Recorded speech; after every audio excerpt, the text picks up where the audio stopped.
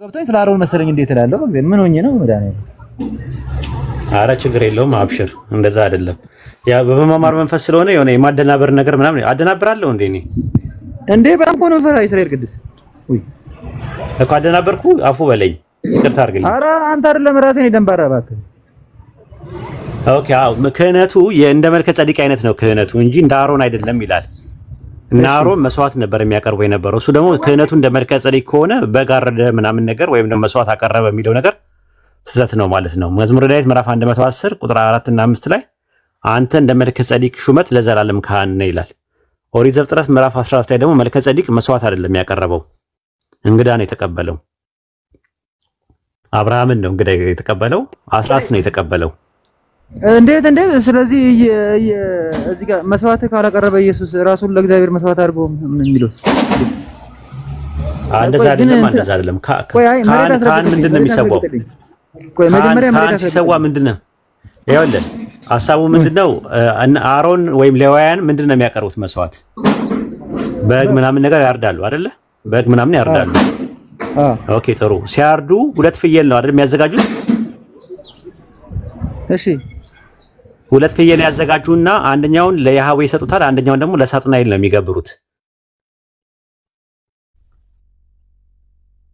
ደግሞ ሌላ ሙቀት ተጠራየው ወላሂ እንደዛ ነው የሚለው ለሳጥናኤል ነው አንደኛው ለሳጥናኤል ለሰይጣን አንደኛው ይገባል አንደኛው እንትን ይላል ማለት ኢየሱስ ያ የሌዋውያን አይነት መስዋዕት ካቀረበ አንደኛው ለእግዚአብሔር አንደኛው ለሰይጣን ያቀርቡ ነበር ለሰይጣን ለምን አላቀረበም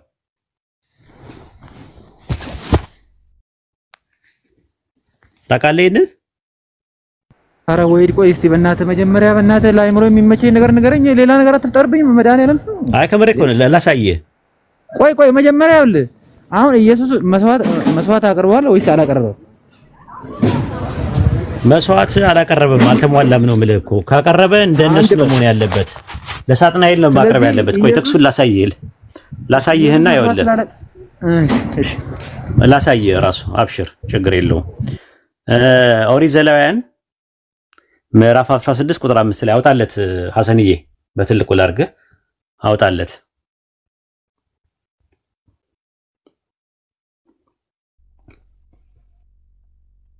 ይታያል እዚህ ጋር ከእስራኤል ልጆች ማህበር ለኃጢአት መስዋዕት ሁለት አውራ ፍየሎች ለሚቃጠል መስዋዕት አንድ አውራ ፍየል ይውሰዱ ይላል ሁለት አውራ ፍየሎች ነው የተባለው ለምንድን ነው ለኃጢአት መስዋዕት ነው ለምን ለኃጢአት መስዋዕት ቁጥር 8 ላይ አሮንም በሁለቱ ፍየሎች ላይ ዕጣ ይጣልባቸው አንዱ ዕጣ ለያህዌ ወይም ለእግዚአብሔር ሌላው ዕጣ ለማን ይላል ሉከምዬ ሌላው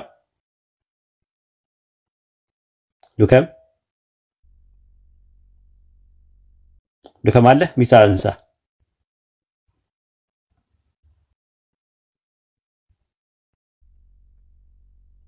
ሉከም አለው እኔ እሰማለሁ ጋይስ አለው ተሰማለ ኦኬ ሉከም ሚታንሳ አለው ኦኬ አንዱ ለያህዌ ይላልና ሌላው ለማን ይላል እዚህ ጋር አማርኛው ላይ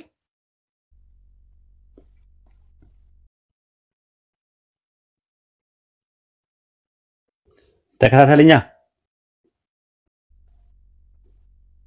እስቲ ምንድነው አይኔ ሁሉ ማየት አቃተው እኮ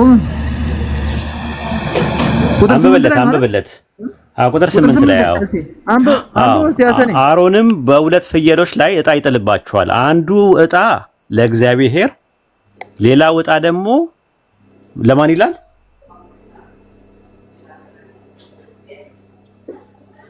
ሌላው ደግሞ ለሚለቀቀው ፍየል ነው ብሎ ያስቀመጠው ለሚለቀቀው ፍየል ብሎ ነው ያስቀመጠው ሲሸውዱ ማለት ነው ፍየል ለፍየል አይቀርብም ራሱ ሌላው ዕጣ ይላል ለአዛዜል ነው የሚለው ለአዛዜል ማለት በዕብራይስጥ ለሳጥናኤል ማለት ነው ለሰይጣን ነው የሚሰጠው እንግሊዝኛውን አውጣለት ጉድ ኒውስ ትራንስሌሽን ላይ አዛዜል ለሚባለው ሰይጣን ነው ሳጥናኤል የሚባል ሰይጣን አለ ለሱ ነው የሚሰጠው ለሳጥናኤል ነው የሚሰጠው ኢየሱስ መስዋዕት ሆኖ ከቀረበ ለኃጢአት መስዋዕት ሆኖ ከቀረበ ለእግዚአብሔር ብቻ ሳይሆን ለሰይጣንም መገበር ነበረበት ሁለት መሆን ነበረበት ወይ ደግሞ 2% ነው መሆን የነበረበት አንደኛው ለሰይጣን ሁለት ፍየል ከሆነ ይታያል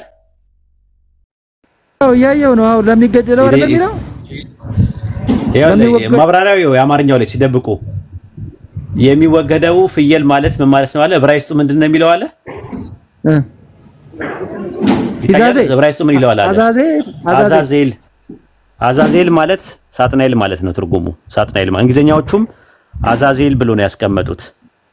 አዛዜል ብሎ ነው ያስቀመጡት። አረብኛው ባይብል ላይም እንደዛ ነው ራሱ አዛዚል ነው የሚለው። አዛዚል ማለት ሳጥናኤል ማለት ለሳጥናኤል ነው የሚቀርበው። ሳጥናኤል ማለት ደግሞ ሰይጣን ነው። አንደኛው ለእግዚአብሔር አንደኛው ለሰይጣን ያቀርቡ ነበር። የአሮን ክህነቱ ከሆነ ኢየሱስ የኃጢአት መስዋዕት ሆኖ መስዋዕት ካቀረበ አንደኛውን ለእግዚአብሔር ነው ማቅረብ ያለበት፣ ሌላውን ደግሞ ለሳጥናኤል ነበር ማቅረብ የነበረበት። አላቀረበም። ምን ትላለህ ይሄንን?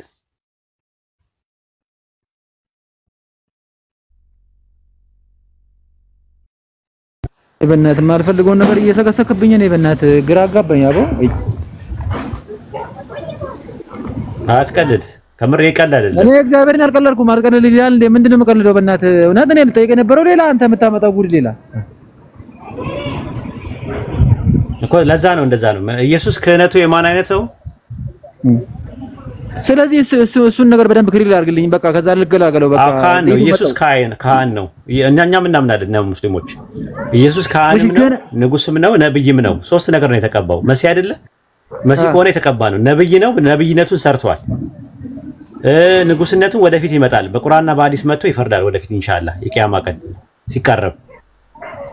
ሲቃረብ ይመጣና በሸሪዓና በቁርአን ይበይናል ራሱ አህካም ማለት ነው። ይሄ ነገር ሐላል ነው፣ ይሄ ነገር ሐራም ነው ብሎ ለ40 ዓመት ያክል ያስተዳድራል። ኢሳ ኢብኑ መርየም አለይሂ ሰላም ወደፊት ይምጣ። ካህን ነው፣ አገልጋይ ነው። ግን ክህነቱ እንደማን ነው? እንደ መልከ ጸዲቅ አይነት ነው ክህነቱ። መልከ ጸዲቅ መስዋዕት አያቀርብም ነበረ። እንደ አሮን ግን ካቀረበ ግን ብዙ ጣጣ ውስጥ ይመጣል። አንደኛ እና አሮን የሚያቀርቡት የነበረው አንደኛው ለእግዚአብሔር ነው፣ አንደኛው ለሳጥናኤል ነው የሚያቀርቡት የነበረው። ስለዚህ ለሳጥናኤል ኢየሱስ አልተሰዋም። የኃጢአት ስርየት ከሆነ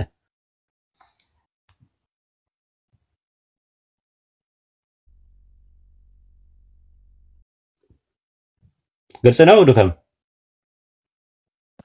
በቃ እኔ ሌላ ነገር ነገርከኝ። በቃ ዕብራይስጡ ይታያል። ይኸውልህ በመሜ ላይ ህመም ጨመርክብኝ። አሁን ደግሞ በእናትህ ይኸውልህ ዕብራይስጡም እንደሚል ለ ይላል አይደል? ለ ማለት ለ ነው። በአማርኛ ተመሳሳይ ነው። በዕብራይስጥም ለ ነው። ለ ይልና ከዛ አዛዚል የሚል ነገር የለም። አዛዚኤል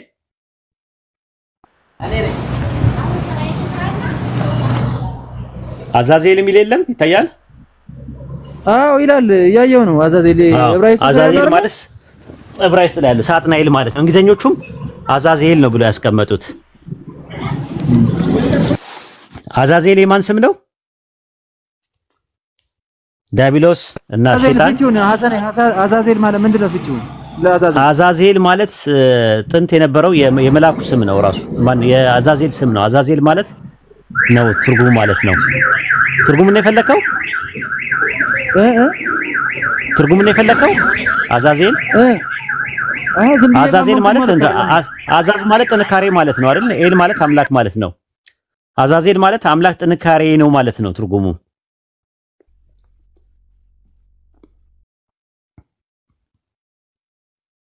ግልጽ ነው።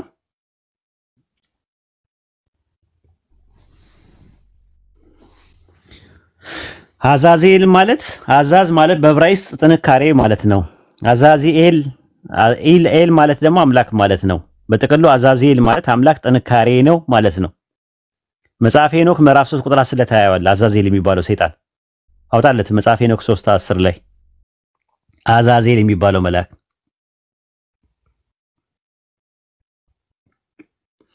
መጽሐፈ ሄኖክ ምዕራፍ 3 ቁጥር 10 ላይ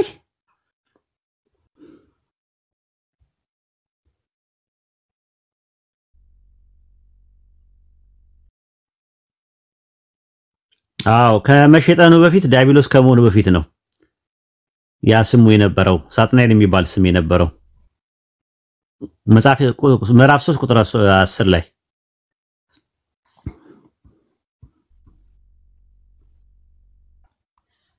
እኔ ነኝ አይኔ ያለ ያለው መጽሐፈ ሄኖክ 80 ላይ ነው ያለው። ወደዚህ አምጣ ሐሰኔ የኔ ተጋብቶብህ እንደኔ ዞር ወረድ ወታች ገና ነህ። ወረድ ውረድ አሁንም እና አይ መሀል ላይ ነው ያለው በቃ ቶቶ ውጣ ወደ ላይ ውጣ 80 አሃዱ ላይ ነው ወደ ላይ ከፍ በል 80 አሃዱ ላይ ነው ያልኩህ እኮ ኦኬ 80 አሃዱ ነው ያስከው አዎ ይሄው 80 አሃዱ አገኘዋለሁ ችግር የለውም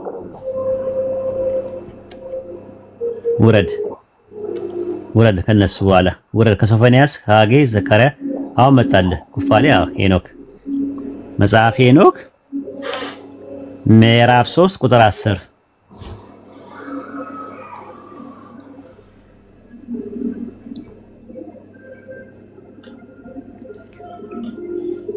ይታያል ቁጥር 10 ላይ ምድር ሁሉ በአዛዜል ሥራ ትምህርት ጠፋች ኃጢአት ሁሉ በእርሱ ጻፈበት ይላል በአዛዜል ሥራ አዛዜል ማን ነው ሳጥናኤል የምትለው ማለት ነው ከዛ ምዕራፍ 19 ቁጥር 10 እናወጣለትና ይበቃዋል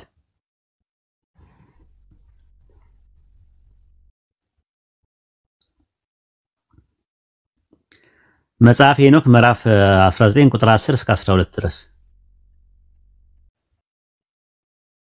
የእነዚያ መላእክት ስማቸው ነው ስማቸው ይላል የኔጋ ያለው የእነዚያ ያጋንንት ስማቸው እነዚህ ናቸው ይላል አለቃቸው ስማያዝ አቲክፋ ሶስተኛው አርሚን አራተኛው ኮብኤል አምስተኛው ጡርኤል ስድስተኛው ሩሜያል ሰባተኛው ዳንኤል ስምንተኛው ሚካኤል ዘጠነኛው በራኤል አስረኛው አዛዜል ነው 11ኛው አርማኖስ ነው 12ኛው በጥሪያል ነው ይላል ስለዚህ 10ኛው አዛዜል የተባለው የመላእክት አለቃ የነበረው ተብሎ የሚታመነው ሳጥናኤል ነው አዛዜል የሚባለው ግልጽ ነው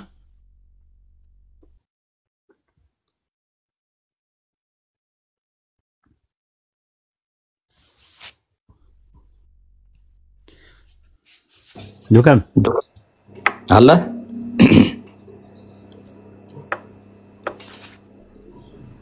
ዱካም ደከመ እንዴ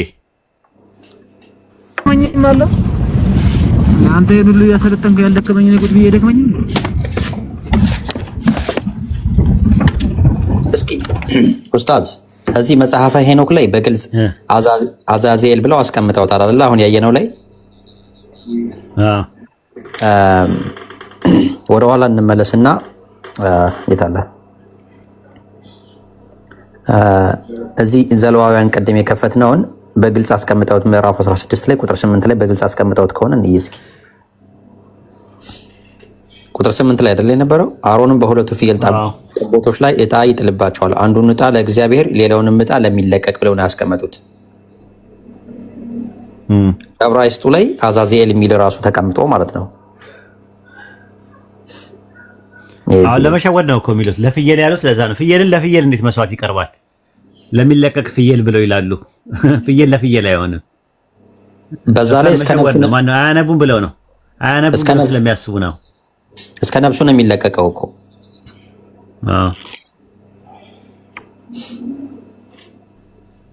ዱካም አውራ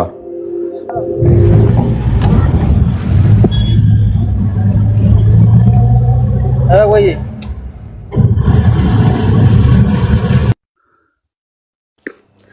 እንዴት መጽሐፈ ሄኖክ ላይ በግልጽ አዛዜል የሚለው ተቀምጦ ኡስታዝ እዚህኛው ላይ ዘሌዋውያን ላይ ለምን በግልጽ አላስቀመጡትም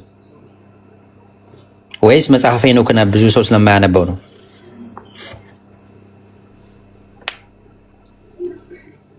ሐሰን እንደ እግዚአብሔር መስዋዕት እንደሚቀበለው ሁሉ አዛዜልም ለሁለቱም ይቀርባል ማለት ነው ለሁለቱ አቻ ናቸው አንድ እኩል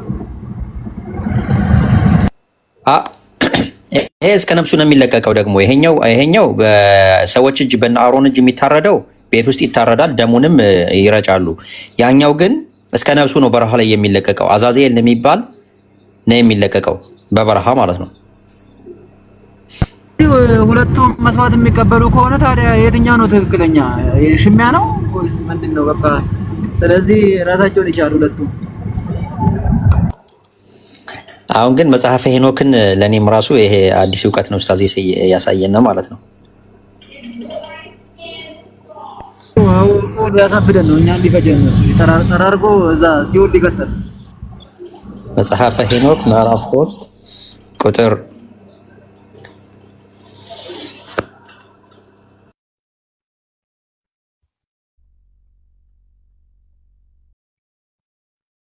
ተመልከት ዱካም አሁን ማነብልህን ነገር በደንብ አዳምጥ።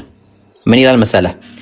ኡስታዝ እስኪመለስ ድረስ እኔ ከቁጥር 1 ጀምሬ ላንብበው። መጽሐፈ ሄኖክ ምዕራፍ 3 ያን ጊዜም ልዑሉና ገናናው ቅዱሱም ተናገረ፣ ወደ ላሜህ ልጅ ወደ ኖህም አርሴላሪዮንን ላከው፣ እንዲህም አለው በእኔ ስም ራስህን ሰውር፣ ምድር ሁሉ ትጠፋለችና የሚመጣውን ፍጻሜ ግለጽላት። በምድር ሁሉ ላይ የጥፋት ውሃ ይመጣል፣ በውስጧም ያለው ሁሉ ይጠፋል። አሁንም እርሱ ይሸሽ ዘንድ ዘሩን በምድር ሁሉ ላይ ይኖር ዘንድ አስተምረው። ዳግመኛም እግዚአብሔር ሩፋኤልን እንዲህ አለው፣ አዛዚኤልን እጁንና እግሩን አስረህ በጨለማ ውስጥ አግዘው። ሰምተኛል? አሁን ያልኩትን አዛዚኤልን እጁንና እግሩን አስረህ በጨለማ ውስጥ አግዘው። በዱዳኤል ያለች ምድር በድዋንም ክፍተት እርሱንም በዚያ በጨለማ ውስጥ ጣለው። በላዩም ጠማማና ሻፎ ድንጋዮችን ግጠምበት፣ ጨለማንም አልብሰው፣ በዚያም ለዘላለሙ ይኑር፣ ብርሃንንም እንዳይ። በታላቋም የፍርድ ቀን ወደ ገሃነም እንዲላክ ፊቱን ሸፍነው። መላእክት ያጠፏትን ምድር አድናት፣ ምድርንም ማዳንን አድናት ዘንድ የምድርን ሕይወት ተናገር። ትጉሃን በገደሉበት ለልጆቻቸውም ባስተማሩት ኃጢአት ሚስጥር ሁሉ የሰው ልጆች ሁሉ አይጠፉም። ምድርም ሁላ በአዛዚኤል ሥራ ትምህርት ጠፋች፣ ኃጢአትን ሁሉ በእርሱ ጻፍበት ይላል። በእርሱ እንግዲህ ተመልከት፣ እግዚአብሔር ደግሞ ምን ያዘዋል?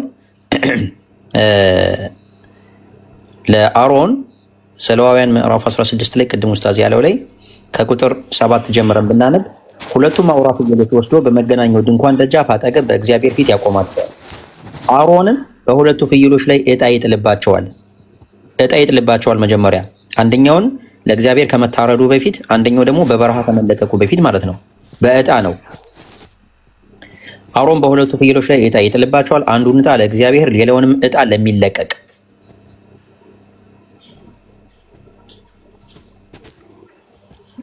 አየከው? ይሄን ትእዛዝ ደግሞ የሚያዘው እግዚአብሔር ነው።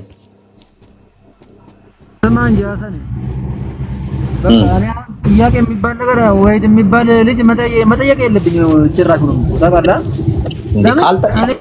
እኔ ልጠይቀው የምፈልገው ጓጉቼ ወደ እሱ ስመጣ እሱ የሚያመጣው ነገር ሌላ ነገር ነው የሚጭንብኝ። ታውቃለህ? ህመም የሆነ በቃ ማለት ውጋት ነው እንዴ። ካልጠየቅማ እኔ አሁን የፈለኩት ሌላ ነው። ጥያቄ ካለ ጠይቅ። እኔ እኮ ለመጠየቅ የሚገባ አይመስለኝም። አይደለም መጀመሪያ ነበር በደንብ በቃ ብርት እንድታረግልኝ የፈለኩት።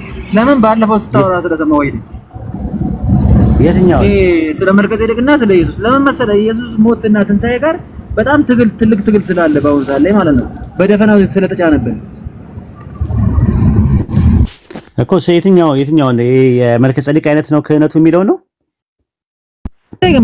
መስዋዕት ተቀበለ እንጂ ማንም ምንድነው መባን ተቀበለ እንጂ ምንድነው የሆነ መስዋዕት አላቀረበም። በግ ምናምን አላረደም። አዎ አይ ኢየሱስ ግን መስዋዕት እንዳቀረበ ነው አሁን ብዙ ጊዜ የሚነገረው። እንደዛ ከሆነ እንደ መልከጼዴቅ አይደለም።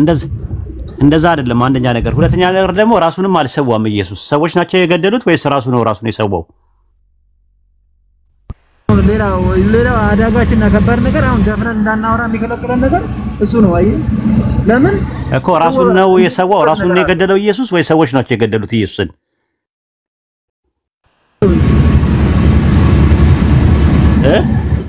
ሰው ነው የገደለው። ስለዚህ አይሆንማ። ራሱን ሰዋ አይሰራማ። ራሱን ሰዋ አይሰራም። ሰዎች ናቸው የሰውት እንጂ እንደናንተ ትምህርት ራሱን አልሰዋም ማለት ነው። አንደኛ ነገር ማለት ነው። በጉ ይታረዳል አይደለ? የብሉይ ኪዳን የነበረው በግ ነው የሚሰዋው፣ ሰው ነው የሚገለው። አዎ ብሉይ ኪዳን ላይ የነበረው በግ ይታረዳል አይደለ? ለመስዋዕት። አዎ ኢየሱስ ታርዷል ይላል እንጂ አልታረደም፣ ተገደለ እንጂ ታረደም ማለት ነው። ስለዚህ ያረደው የለም። ያ ማረድ የሚባለው ነገር ትርጉሙ ታውቀዋለህ ምን ጋር እንደሚሰራ። የሚታረደው ምን ላይ ነው? እግር ላይ ነው? እጅ ላይ ነው? ምን ላይ ነው? ግዴታ አንገት መቁረጥ ነው እንዴ? ታዲያ ሌላ ትርጉም ካለ ንገረኝ። ማረድ የለውም። አይ እኔ ላንተ ልንገርህ ደግሞ። አዎ ሌላ ትርጉም የለውም። ማረድ ማለት ነው በግ አረደ፣ ዶሮ አረደ የሚባለው እንደዛ ነው። አሳ አረደ ይባላል። እኔ መልስ የለ። አሁን እኔን እየጠየቀኝ ከሆነ ለዚህ መልስ የለኝም። እኔ አሁን ታርዷል አልታረደም ምንም ማለት ነው። ኦኬ ስለዚህ እንደዛ ነው። ደግሞ መስዋዕት ሲሆን ለዘላለም ነው መስዋዕት የሆነው የዘላለም ሞት ለሚባለው አይደል መስዋዕት የሆነው ዱካም ኢየሱስ ዘላለም አይደለ ራሱን ለእግዚአብሔር ያቀረበ ኳይ ለዘላለም ሞት ነው ወይ ቤዛ የሆነው ነው ያልኩ። በአዳም ለመጣው የዘላለም ሞት ነው ወይ ነው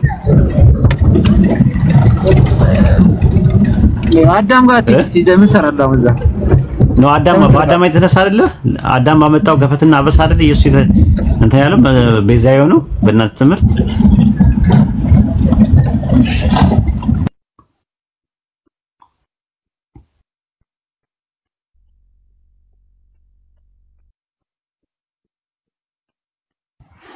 ይብቃኝ ወይ ዴ በቃ ሰላም ሰንብታው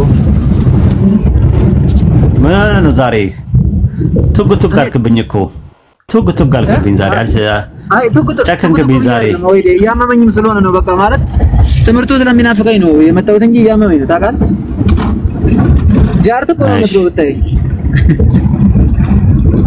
በምስል አላፊ ያድርግ አያስፈልግም ኧረ ምን ቦታ አላፊ ያድርግ ምን እንደሚያምህ መጀመሪያ እንደ አላርጂክ ነገር ጀመረኝ ከዛ እሱን ታክሜ ሱልክ ሲሻለኝ አናቴ ላይ ወጣብኝ መሰለኝ አንተዬ ባፍና ባፍንጫ ይነስረኛል እና ራሴን በጣም ነው የሚያመኝ ያቃጥለኝ ለምን አትታየውም ዛሬ ታየውኝ ላብራቶሪ በኋላ ከሰዓት ነው አሉኝ አሁን ደግሞ ወደዛ መለሳለሁ ገና ኦኬ አላህ ያድርግ ያ ጋር መድኃኒት ሰጥተውኛል ዝም ብዬ ነው የምከካው መድኃኒት ከካው ይዘህ ወይ ወደዛ ቢገላግለኝ አድርግ ከካረከው የከካውት ነው አልክ እግዚአብሔር መድኃኒቱን ቤት ውስጥ ባሳይ ትስቃለህ አዎ አላህ ያድርግ እንግዲህ አሜን አሜን አሜን ሁላችሁ ማጥለይ መዛሎታችሁ በእናታችሁ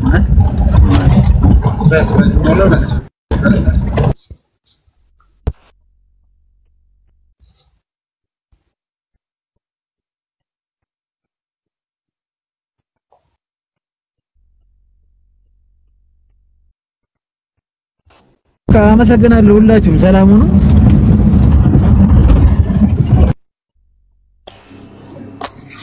እሺ አብሽር ኡስታዝ ሴና አንድ ያረጋገጠልኝ ጥያቄ አለኝ ብላለች ጥያቄ ትጠይቅ ኡስታዝ ይቻላል ሴና ቀጥይ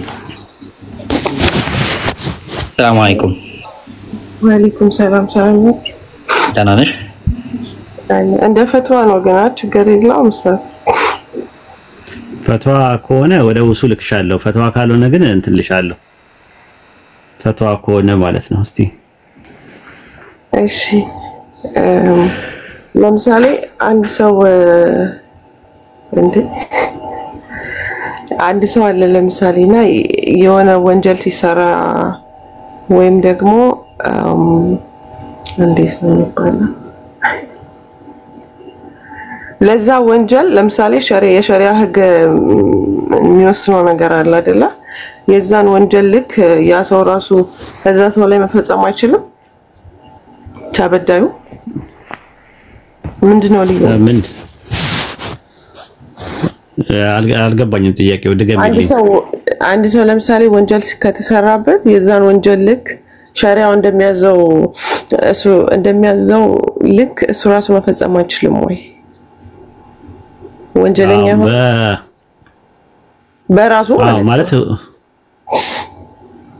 ያለው ያው እንትን ነው የአብሽሪ ችግር የለውም ያለው ነገር ምንድነው እንትን ነው አይደለ በይቅርባይነት የሚባልም ነገር አለ ሁለት ነገር ነው ያለው ራሱ ማለት ነው ይቅርባይነት አለ አንደኛው ደግሞ ራሱ ማለት ነው ሱረቱ ሹራ ምዕራፍ 42 ቁጥር 41 ላይ እንደዛ ነው የሚናገረው ራሱ ከተበደሉ በኋላ በመመለሱ የተበቀሉ እነዚያ በእነርሱ ላይ ምንም ወቀሳ መንገድ የለባቸውም ማለት አሁን የገደለ ሰው ቤተሰቦቹ ይገደልልን ካሉ መገደል ይችላል ለምን ቁጥር 41 ላይ የመጥፎ ነገር ዋጋው ቢቴ መጥፎ ነው አለ ይቅር ያለና ያሳመረ ግን እንደው ባላ ላይ ነው አለ ለምን ከይቅርታ ትልቅ ነገር ነው ፍትህ ግን ይችላል አንድ ሰው ለምሳሌ አንድ ሰው የተዘለመ የተደበደበ ሰው በጋ አካላት ይደብደብልኝ ካለ ልክ ነው ራሱ የደበደበውን ሰው ራሱ ቢደበድበው ይችላል የደበደበውን ስለመታኝ ብሎ መምታት ይችላል ለምሳሌ ሰው ሲገደል ልታይ ትችላለህ ወይም በስነ ስርዓት አንተ ራስህ እንትን ልትሆን ትችላለህ የአይን ማኝ ልትሆን ትችላለህ አገ መግደላችሁ ማንቺ ሸሪዓው ነው የሚገለው። ቃዲዎች ናቸው መግደል የሚችሉት ማለት ነው። አንድ ሰው ለምሳሌ ቢገድል ቤተሰቦቹ ይከሳሉ ወይ ካሳ ይቀበላሉ ወይ ደግሞ ካልሆነ ደግሞ ይገደልልን ካሉ ይገደላል ወይ ደግሞ ይቅር ይባልልን ካሉ ይቅርታ ማድረግ ይችላሉ። ሁለት ነገር ነው። ሱረቱ ሹራ ምዕራፍ 42 ቁጥር 40 እና 41 ላይ ስትመለከቱ እንደዛ ነው። የመጥፎ ነገር ዋጋዋ ቢጤ መጥፎ ናት። ይቅር ያለና ያሳመረ ምንዳው በአላህ ነው፣ እርሱ በደለኞችን አይወድምና አለ። ከተበደሉ በኋላ ግን በመሰሉ የተበቀለው እነዚያ በእነርሱ ላይ ምንም ወቀሳ መንገድ የለባቸው። የተበደለው ሰው ለተበደለው ነገር ፍትህ ከጠየቀ ችግር የለውም። ግን ይቅር ያለ ግን ምንዳው ያለ ግምት ነው። የቂያማ ቀን ምንዳቸው ያለ ግምት የሆኑ ሶስት ሰዎች አሉ። አንደኛ የጾመኞች ናቸው። የጾመኞች ምንዳ ያለ ግምት ነው። ሁለተኛ የትዕግስተኞች ናቸው። ሶስተኛውና የመጨረሻ ደግሞ የይቅር ባዮቹ ናቸው ራሱ ማለት ነው። ለዛ ነው በእንትን ላይ በሱረቱ ኑር ምዕራፍ 24 ቁጥር 22 ላይ እንደዛ ነው የሚናገረው። ይቅርታ ያድርጉ ጥፋተኞችም ይለፉም አለ ለእናንተ ሊምር አትወዱምን ይላል። ይቅርታ ትልቅ ነገር ቦታ አለው። ይቅርታ ማለት ነው። በሱረቱ ፋጢር ምዕራፍ 35 ቁጥር 10 ላይም እንደዛ ነው። ማሸነፍ የሚፈልግ ከሆነ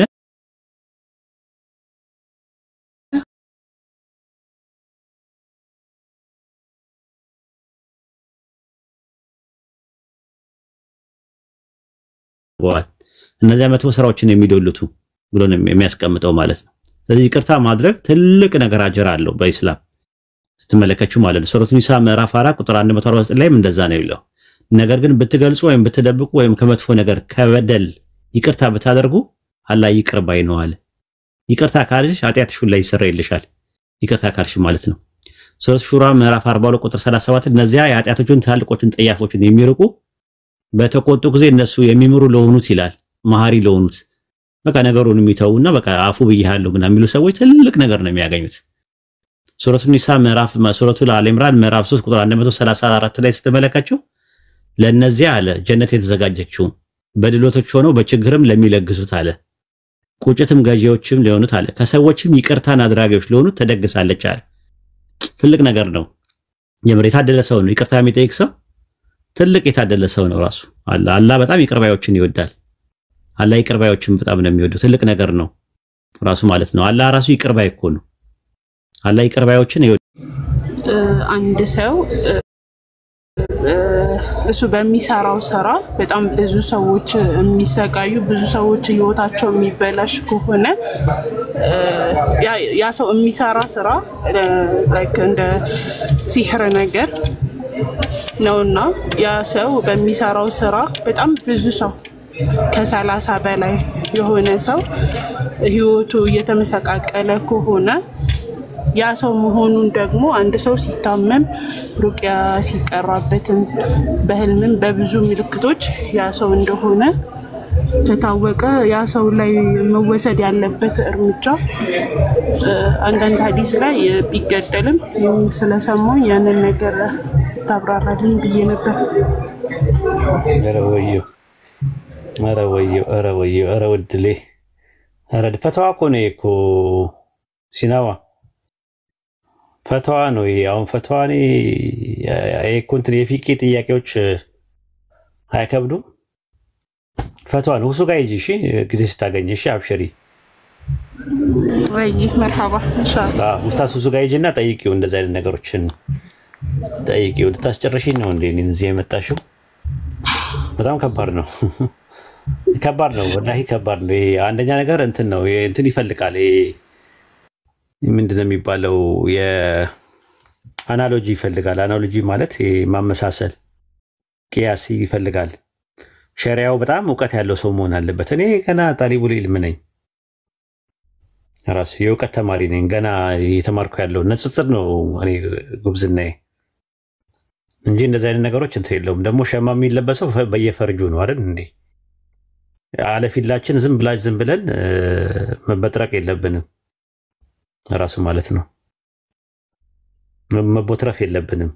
ጥንቃቄ ይፈልጋል። ዲን ነው ያለ እውቀታችን ማለት ነው። ማናቀው ነገር ውስጥ አለመግባት ጥሩ ነውና ከዛ አንፃር ነው። እሺ ለሌላ ነገር አይደለም። አፉ በይን እሺ እህታችን። እሺ ችግር የለም። አመሰግናለሁ። እውቀቱም ስለሌለን ነው። እውቀቱም የለንም ራሱ በዛ ዙሪያ ላይ አላጠናንም። ባላጠናነው ነገር ደግሞ አላህም አይጠይቀንም። እንዳልኩሽ ሸማ የሚለበሰው በየፈርጁ ነው ሁሉ ነገር አይደ ከአይንሽና ከእጅሽ ማን ነው የሚያስፈልግሽ ላንቺ? ሁለት የሚያስፈልገው። ሁለቱም ግን አሁን ለምሳሌ የአይንን ስራ እጅ መስራት ይችላል? አይችልም ማለት ነው። እግር የአይንን ስራ መስራት ይችላል? እንደዛ ማለት ነው። ውስጥም እንደዛ ነው። ያለ ቦታው ሲሆን አያምርም ራሱ ማለት ነው። አሁን እጅ አይሉም ብሎ ቢል አያምርም ራሱ ይሰቀጥጣል ራሱ ስታስቢው ራሱ ማለት ነውና ያለ ቦታችን ያለ ዕውቀታችን መዘላበድም መቦርተፍም እንደገና ደግሞ መበርጠቅም ይባላል። መበርጠቅ ማለት ምን ማለት ነው በአማርኛ? መዋሸት ማለት ነው። መቀላመድ ወይም ደግሞ ግሪሳ መሆን ማለት ነው።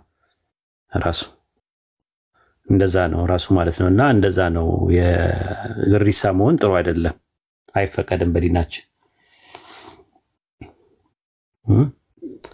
አራት ቃና በጥራቃ ይባላል። አራት ቃና በጥራቃ ታውቂያለሽ? በጥራቃ አውቃለሁ። አራት ቃስ አላውቅም። በቃ እንደዛ መሆን ማለት ነው። እንደዛ አይፈቀድም በኢስላም። እንደዛ ነው የማናውቀው ነገር ውስጥ አለመግባት ማለት ነው። መርሐባ ላይ ጨምርላም አሜን። እሺ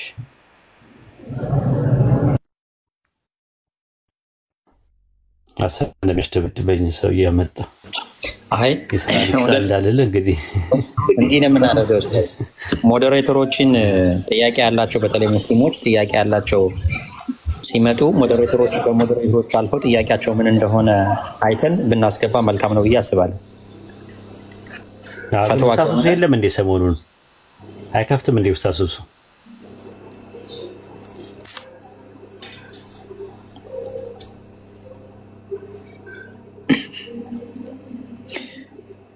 ፈትዋ ከሆነ እንዳይገቡና ያው አንተም እንዳትዘገይ ማለት ነው። አይ የለም ወይ ኡስታዝ ሱሱ? እኔ አላየሁትም፣ ይሄን ስሙን አላየሁትም። እኔም እየገባው አልነበረም ደግሞ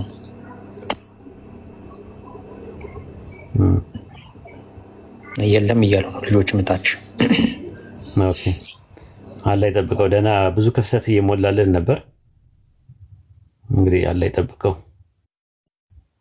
አላህ ሰላም ያምጣው።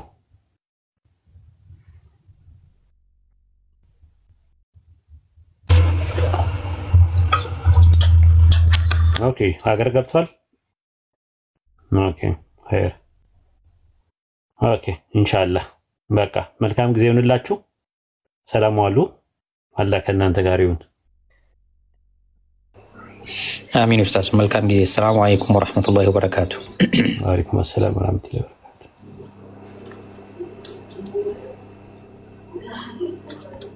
የነብያት መደምደሚያ ነው። አላህ በነገሩ ሁሉ አዋቂ ነው ብሎ ይነግረናል። ስለዚህ መጀመሪያ ምስክርነት ስለ ነብዩ ሰለላሁ ዐለይሂ ወሰለም የሚሰጠን የዓለማቱ ጌታ አላህ Subhanahu Wa Ta'ala ነው። ይሄም ምስክርነት በሚሰጥበት ታይም ላይ አላህ Subhanahu Wa Ta'ala ሰዎች በነብዩ ሰለላሁ ዐለይሂ ወሰለም ላይ በወረደላቸው መልእክት በቁርአን ላይ የሚጠራጠሩ ከሆነ ሱረቱል በቀራ ምዕራፍ 2 ቁጥር 23 ላይ በባሪያችን ላይ ካወረድነው በመጠራጠር ውስጥ ብትሆኑ ከብጤው አንዲትን ምዕራፍ አምጡ እውነተኞችም እንደሆናችሁ ከአላህ ሌላ መስካሪዎችን ጥሩ አለን። ስለዚህ ሰለላሁ ዐለይሂ ወሰለም መጀመሪያ ምስክርነት የሚሰጠን የዓለማቱ ጌታ አላህ Subhanahu Wa Ta'ala ነው። ያ ምስክር አላህ ከሰጠን በኋላ ሰዎች ይሄማ ከዚህም ከዛም ቀጣጥፎ ነው ያመጣው ወይም ከዚህም ከዛም ኮራርጆ ነው ያመጣው ብለው የሚጠራጠሩ ከሆነ የአላህ መልእክተኝነት አላህ Subhanahu Wa Ta'ala ሰለላሁ ዐለይሂ ወሰለም መልእክተኛ አይደለም ብለው ሰዎች የሚያስቡ ከሆነ ምን ብሎ አቀርቧል አላህ ሱረቱል በቀራ ምዕራፍ 2 ቁጥር 23 ላይ በባሪያችንም ላይ ካወረደው በመጠራጠር ውስጥ ብትሆኑ አለ። ስለዚህ ለምን አልሰለማችሁም ተብላችሁ ስትጠየቁ አይ ያልሰለምኩበት ምክንያትማ አንድ ሰው ብቻ ስለሆነ ነብዩ መሐመድ እነሱ ያመጡትን ነገር አልቀበርም። ምስክራቸው ማን ነው ከተባለ የዓለማቱ ጌታ አላህ Subhanahu Wa Ta'ala ምስክራቸው። ሁለተኛ ነገር ደግሞ አይ ምስክርነትን አልቀበልም የምትሉ ከሆነ ነብዩ ሰለላሁ ዐለይሂ ወሰለም ይዘው የመጡት ነው ቁርአን አያ አንዲትን ምዕራፍ አንጡ ብሎ አላህ Subhanahu Wa Ta'ala ቻሌንጅ ያደርጋል። ስለዚህ ይሄን ቻሌንጅ መታልፉ ከሆነ እውነትም ጥርጥርናታችሁ መጠራራችሁ ልክ ነው። ይሄን ቻሌንጅ ደግሞ ማታልፉ ከሆነ ትክክለኛ የአላህ መልእክተኛ ሰለላሁ ዐለይሂ ወሰለም መሆናቸውን ኢማም ሰለላሁ ዐለይሂ ወሰለም ተቀበላችሁ ወደ እስልምና መግባት ነው። ስለዚህ ኢንሻአላህ እነዚህ ሁለት ነገራቶችን ለማንሳት ሞክረው የፈለኩት ኢንሻአላህ ቀጥሉ። እሺ ጀዛኩሙላሁ ኸይረን ሁላችሁንም። ለምን ሚውት አድርገህ ተቆይና ሰላም ናችሁ ዘመዶች? የኤማሁስ ጋር ነው የምንሄደው። እሺ ሰላም ነው፣ እንዴት ነህ? አማን ነው አልሐምዱሊላህ፣ ሁሉ ሰላም ዘር ይመስገን። እሺ ርዕሳችንን አይተኸዋል እኮ እስላም ለመሆን የአላህ መገለጥ እስልምና የነቢያት ሃይማኖት ለሚባለው ኧረ ቆይ አይተኸዋል ወይ ነው ያልኩህ እኮ አይቼዋለሁ። አዎ እሺ ትንሽ ላብራራልህና ሐሳብን ትቀጥላለህ። ምንድነው ጥያቄ ነው ርዕሱ ላይ የምታየው። ልጠይቀን ሳይሆን የምትመጣው ምክንያትህን ልታስቀምጥ ነው። አንተ በምታነሳው ምክንያት ዙሪያ እኛ እናወራሃለን ወይም ደግሞ እናናግራለን። አንተ መስፈርትህን ነው የምታስቀምጠው። የምን መስፈርት? ለምን አልሰለምክም ብዬ ጠይቀሃለሁ። ያልሰለምክበትን ምክንያት ብቻ ባጭሩ፣ ብዙ ምክንያቶች ቢኖሩም አንዱን ብቻ ታስቀምጣለህ ማለት ነው። በዛ ዙሪያ ላይ ኢንሻአላህ እናወራለን። የመጨረሻ እንግዳችን ትሆናለህ። ካንተ በኋላ እኔም እዘጋለሁ። እሺ የኤማሁስ መንገደኞች ለምንድን ነው ያልሰለምከው? ያልሰለምኩት አላህ አምላክ ለነቢያት አልተገለጠም። ተገልጦም ለምሳሌ ለሙሴ እግዚአብሔር አምላክ ለሙሴ ተገልጧል፣ ለኢሳያስ ተገልጧል። አላህ ለነቢያት አልተገለጠም ነው ማምነው። ሁለተኛ ደግሞ አንድ ነቢይ መሐመድ አንድ ምክንያት ነው ያልኩሽ፣ አንድ ምክንያት ብቻ ነው ያልኩሽ። አንደኛው ምክንያት ላይ ካወራን በኋላ ወደ ሌላ ምክንያት ተገባለህ። እስሚዝ ይመቻል ወይ? ኢብኑ ቃፍ አንድ ሰው ላይ ብቻ እንዳንደክም አቡ ሂራ ምናምን የተመቸው አንድ ሰው ይቀጥልሽን የሚዩት ላድርግና ኢንሻአላህ ችግር የለውም።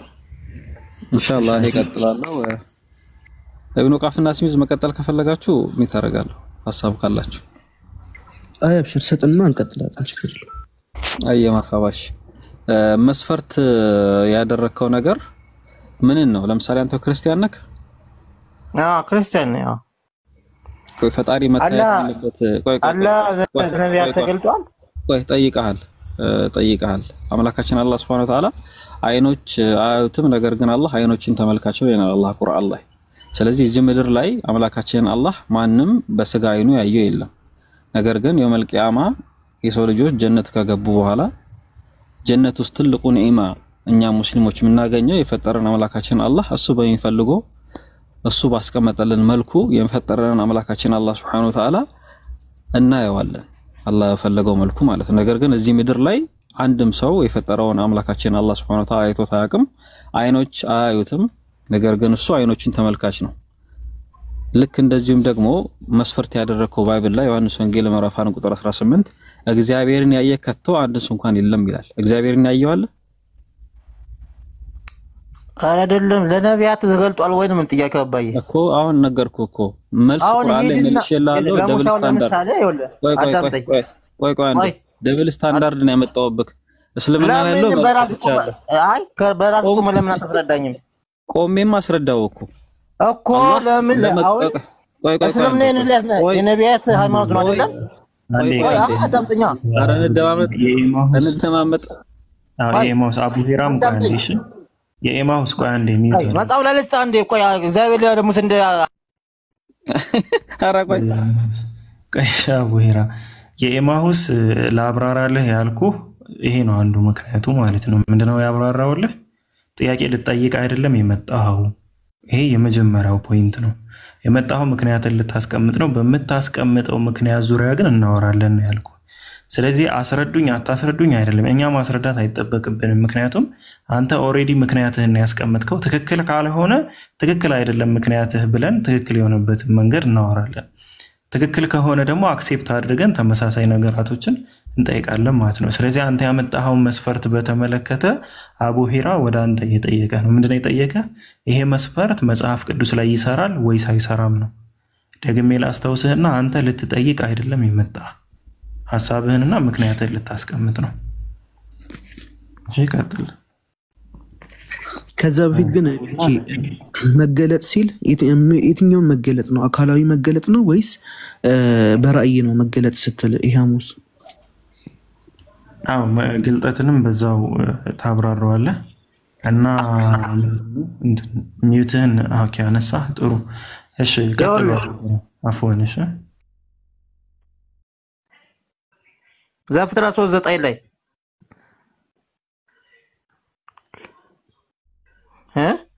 ኦኬ እኔ ልቀጥል እንዴ? አይ ኢብኑ ቃፍ ስለጀመረ ብዬ ነው።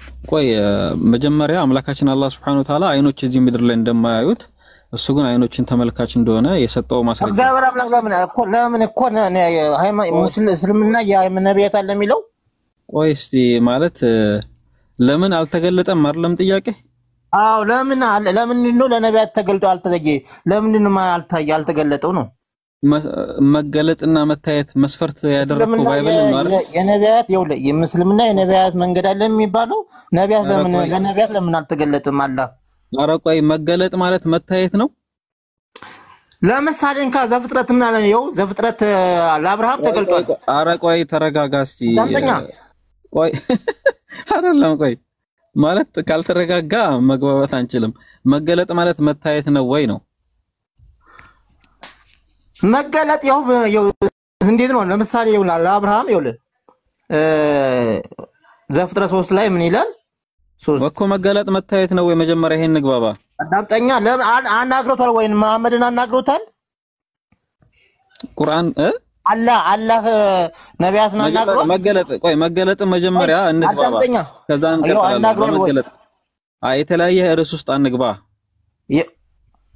የተለያየ ርዕስ ውስጥ ከመግባታችን በፊት መገለጥ ማለት መታየት ነው ወይ ነው?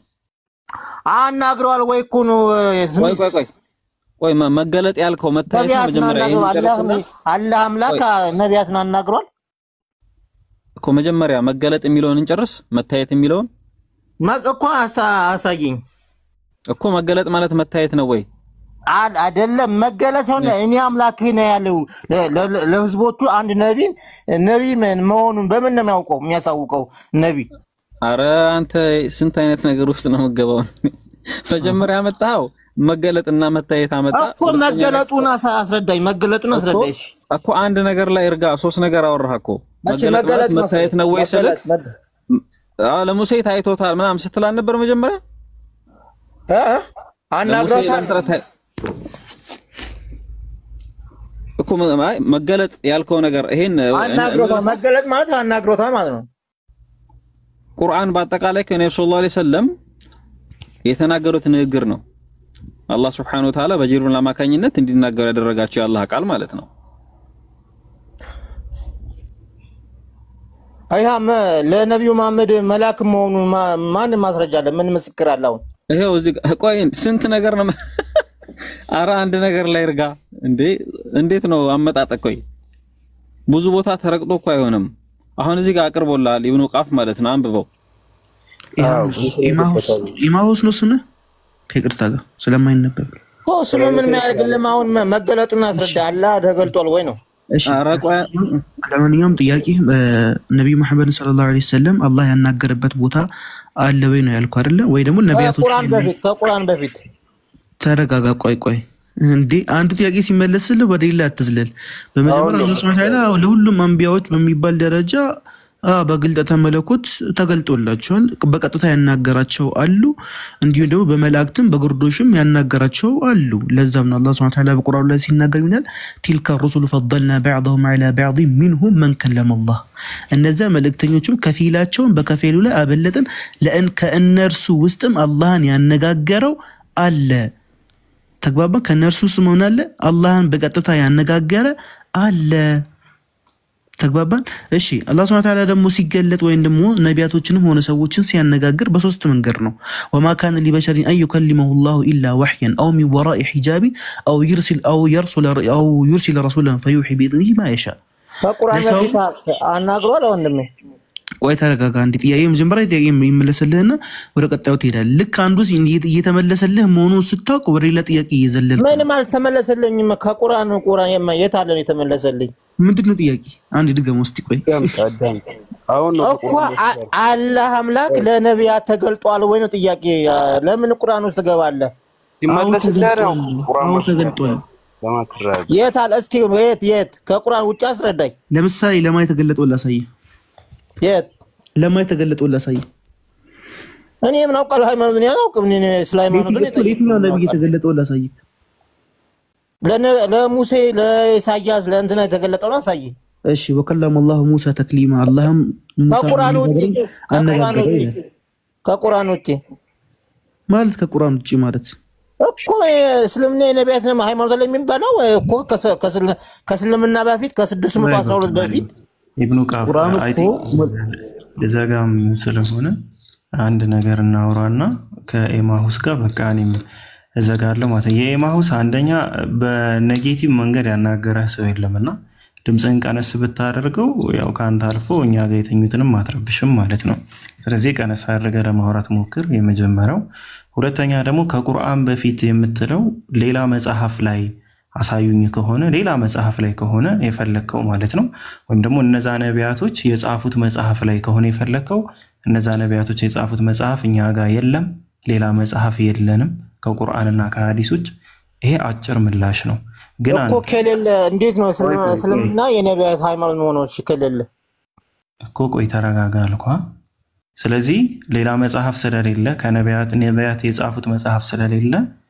ያ ሃይማኖት ውሸት ነው ማለት ነው የኤማሁስ እኮ አንድ ነቢ ያቄ ብቻ ነው የጠየቁ የኤማሁስ ውሸት ነው ከሆነ አዎ ውሸት ነው ስለዚህ መቀበል የለብንም እኮ ምስክር የለውማ እኮ ስለዚህ መቀበል አሁን ምስክር ሌላ ታሪክ ነው ስለዚህ መቀበል የለብንም ያ መጽሐፍ የጻፉ ኦኬ ጥሩ ሶ ነብዩ ራሱ የጻፈው መጽሐፍ ካልሆነ ያ የድሮ ነብይ ማለት ነው የጻፈው መጽሐፍ ካልሆነ በሌላ መጽሐፍ ላይ ቢገለጥ ለኛ ጥቅም የለውም ወይም ደግሞ ያንን ነገር መቀበል የለብንም ማለት ነው አይደል የኤማሁስ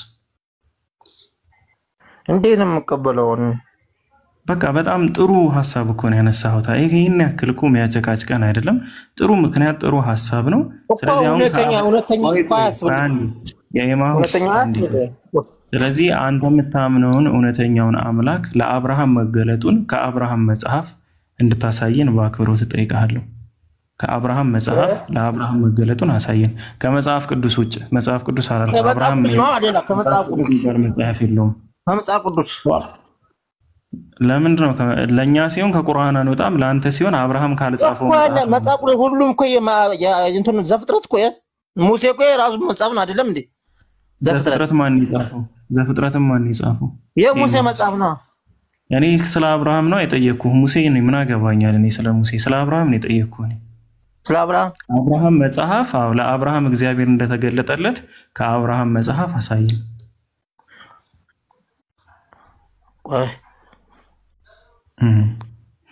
ያው እንግዲህ ከሌለ በሱ መስፈርት መሰረት አብርሃም ነብይ አይደለም ወይም ደግሞ በሌላ ቁመና ሃይማኖቱ ትክክለኛው ማለት የምትችለው የኔ መስፈርት አይደለም ያስቀመጥከው ያንተን መስፈርት ነው የኤማሁስ እኔማ መስፈርቴ አይደለም ለአንተ ግን መስፈርት ስለሆነ በዛ መስፈርት መሰረት ያው እንግዲህ ያንተ እግዚአብሔር የሚለውን አምላክ እኮ ከ40 በላይ ነቢያት ሰብከዋል አላህ የሚለውን አምላክ እኮ ነብዩ መሐመድ ብቻ ነው የሰበኩት እንዴ ነው ነብዩ መሐመድ አላህ የሰበከው ማምነው ለአብርሃም የተገለጠለትን አምላክ ከአብርሃም መጽሐፍ ልታሳይኝ ትችላለህ አሁን ሌላውን ነገር ተታ ማለት ነው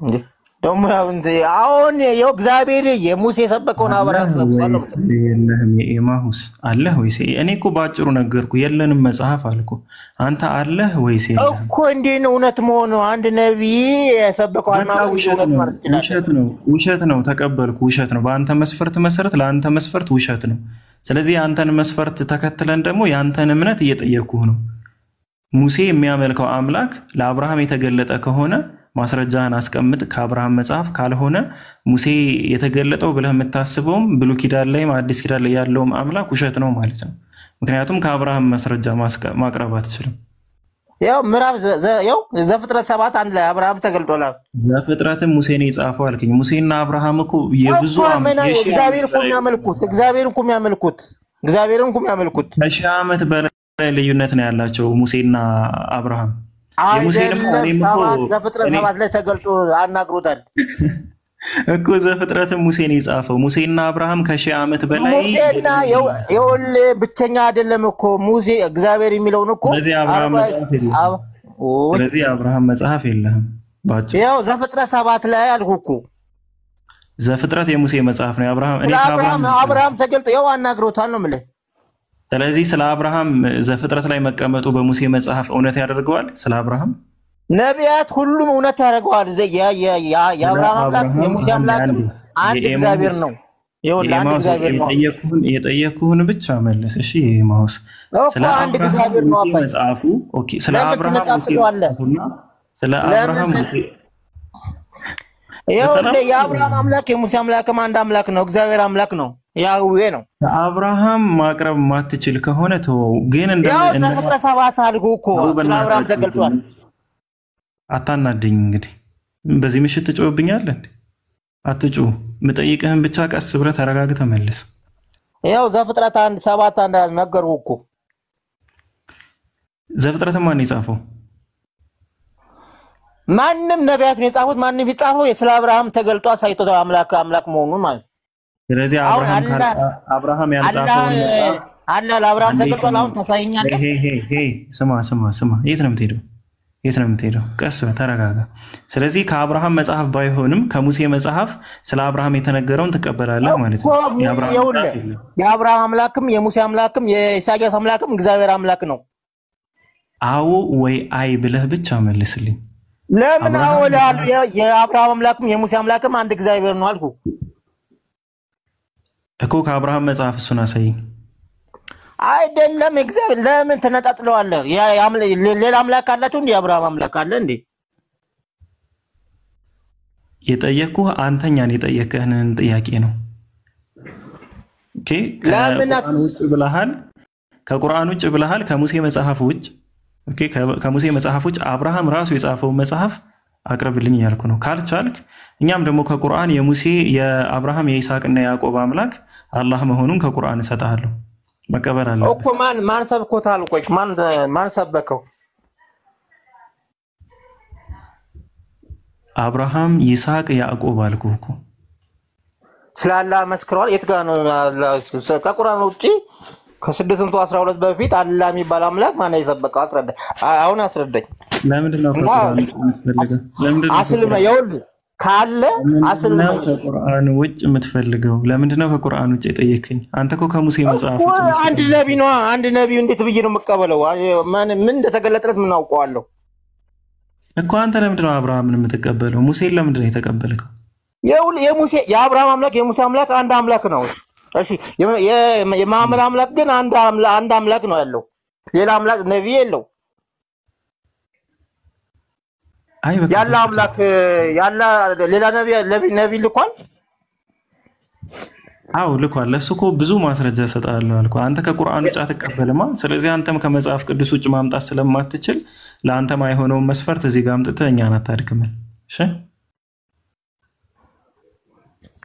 እና ምኑናስ ማሰልሙ ማስረዳት ካልቻል ለምን አትሰልም ትለኛለና እንድታስረዳኝ ነው ምክንያትህን እንጂ እኔ እንዳስረዳህ እኮ አላስገባሁም እኮ። እኔ የምጠይቀው አልመለስክልኝም እኮ። ለምንድን ነው የምትጠይቀኝ? ማን ጠይቀኛል? አንተ ነኝ ጠይቀኝ ብዬ እኮ። ለምን አልሰለምህም አልኩ እኮ ጠየቅኩህ እንጂ ጠይቀኝ ብዬሃለሁ እኮ። ለምን አልሰለምህም አልኩ። እኔም ያው ምክንያቱን ሰጠው አልኩ እኮ። እና ምክንያት ተቀባይነት አንድ ፊክ አብርሃምና ይስሐቅ ማን ነው የሚያመልኩት? እግዚአብሔር አምላክ ነው። እግዚአብሔር የሚባል አምላክ ያውቁታል? ስሙን እግዚአብሔር ነው እነሱ የሚያመልኩት አምላክ? ማስረጃ አስተይ ምን ቋንቋ ነው የሚናገሩት አብርሃምና ይስሐቅ? እንዴ አረበኛ ማውራት አለባቸው እንዴ አባይ? አይ ምን ቋንቋ ነው የሚናገሩት? ቋንቋቸው እንደ እስልምና አንድ ላይ መተከል አለበት። ቆይ ምን ቋንቋ ነው የሚያወሩት ነው ያልኩህ። ቋንቋቸው ምንድነው? ምን ቋንቋ ነው የሚያወሩት? ዕብራይስጥ። እግዚአብሔር የሚለው ቋንቋ ምንኛ ነው? ምንኛ ነው ማለት እኮ እግዚአብሔር የሚለው ቃል ከየት የመጣ ነው? አማርኛ ነው። ለካህውዬ ነው። አማርኛ ነው እግዚአብሔር ማለት እና አማርኛ ነው የሚናገሩት እነሱ እኮ። አንተ በግዴታ ያው አረብኛ መሆን አለበት አረብኛ መሆን አለበት የለበትም አላልኩም እኮ አንድ ቋንቋ እግዚአብሔር የሚለው ቃል አማርኛ ከሆነ እንዳለ አንድ ቋንቋ መነገር የለበት ማለት ነው። ቆይ አይደለም እግዚአብሔር የሚለው ቃል አማርኛ ከሆነ ልክ እንደ ኤምሃውስ መንገደኞች የሚለው ልጅ እንደተረዳው ከሆነ አማርኛ ከሆነ እግዚአብሔር የሚለው ቃል አብርሃምና ይስሐቅ እነ ሙሴ አማርኛ ነው የሚያወሩት ያህዌ ነው ምን እኮ እግዚአብሔር አይደል እንዴ ያልከኛው እግዚአብሔር ነው የሚሉት አልከኝ እኮ ያህዌ ማለት እግዚአብሔር ነው በቃ እኮ ቆይ እነሱ እግዚአብሔር ነው የሚሉት ያህዌ ማለት እነሱ አሁን እግዚአብሔር ነው የሚሉት አላልከኝም አማርኛ ነው የሚያወሩት ስላለን እንዴ አሁን እኮ የተጻፈልኝ ነው ማነበው እና በዛ ዘመን በዛ በዕብራይስጥ ያለን ኢትዮጵያ ውስጥ እኮ ቆይ ታዲያ የሌለውን ኬት ነው እግዚአብሔር ነው እግዚአብሔር ብለህ ታወራለህ እኮ እግዚአብሔር ብለህ ለምን ታወራለህ ነው ዕብራይስጥ አለ ወይ እዚህ ኢትዮጵያ ውስጥ አዳምጠኝ ያህዌ የሚለው ቃል ምንኛ ነው እኮ ዕብራይስጥ አለ ወይ እንዴ በሚገባይ በመችለው ነው አይደል አምላክ የምታመልከው እኮ መስፈርቶቹ በአጠቃላይ ነብዩ ሰለላሁ ዐለይሂ ወሰለም ስለ ነብይነታቸው ሌሎች ነብያቶች ያላቸው ምስክርነት ቁርአን ላይ ማስረጃ ተሰጠክ አያልፈልግም ከቁርአን ውጪ ነው ፈልገው ማስረጃ ስትል በቃ እሺ አብርሃም ነብይ ስለመሆኑ አብርሃም ስለመገለጡ እግዚአብሔር ማስረጃ አንጣ ስትባል ሙሴ ጋር ሄድክ ከሙሴ ውጪ ማስረጃ እግዚአብሔር ሁሉንም ቋንቋ የማን ነው እኮ ቆይ ቋንቋ የማን ነው ከአብርሃም መጽሐፍ ስለ አብርሃም እግዚአብሔር ለአብርሃም ስለተገለጠለት አብርሃም ቋንቋ ብቻ ነው እንደሚችለው አምላክ ቋንቋውን ተው ነው ለምን ትሄዳለህ ብቻ በአረብኛ ብቻ መናገር አንድ ሃይማኖት እኩል ቋንቋውን ተውና ለምን ትሄዳለህ ለምን እግዚአብሔር የሚለው ሲጀመር አማርኛ አይደለም ተረጋጋ አንተ አላህ ከቁርአን አረብኛ ብቻ አይሰማም እንዴ አንድ የሚተርጉትና የሚተርጉትና ማጠቃለያ እንደዚህ መጫው አይደለም ይውጣ አይቲንክ ሳይሆን መማማር ነው ቆይ ተረጋጋ ምንድነው የልትሄድ ነው የጠየቀን ብቻ መልስም እንዴ በቃ እኔም ለዘጋ ስለሆነ ለማንኛውም እናመሰግናል ተው በቃ ደክሞዋል መሰለኝ አንዴ ቆይ ኤማሁስ በመጀመሪያ የኤማሁስ አንዴ ቆይ የሰማ እኔ ፒኬ ነው የሚል ፒኬ ይባላል እሺ ፎሎ አድርገኝና ትመጣለህ በመጀመሪያ ደረጃ አንድ ማወቅ ያለብህ አብርሃምም ይሁን ይስሐቅም ይሁን ያዕቆብም ይሁን ያህዌ የሚለውን ስም ራሱ አያውቁትም ነበር ይሄን ደግሞ ነው አይደለም ማለት ኦሪት ዘጸአት ምዕራፍ 6 ቁጥር 3 ላይ ግባና አንብበው ለአብርሃም ለይስሐቅም ለያዕቆብም ሁሉን እንደሚችል አምላክ ተገለጥኩ አለ ነገር ግን ስሜ ያህዌ አልታወቀላቸውም ነበር ይላል ያህዌ የታወቀው ለሙሴ ነው እሺ በመጀመሪያ ይሄን ነገር በደንብ አጥና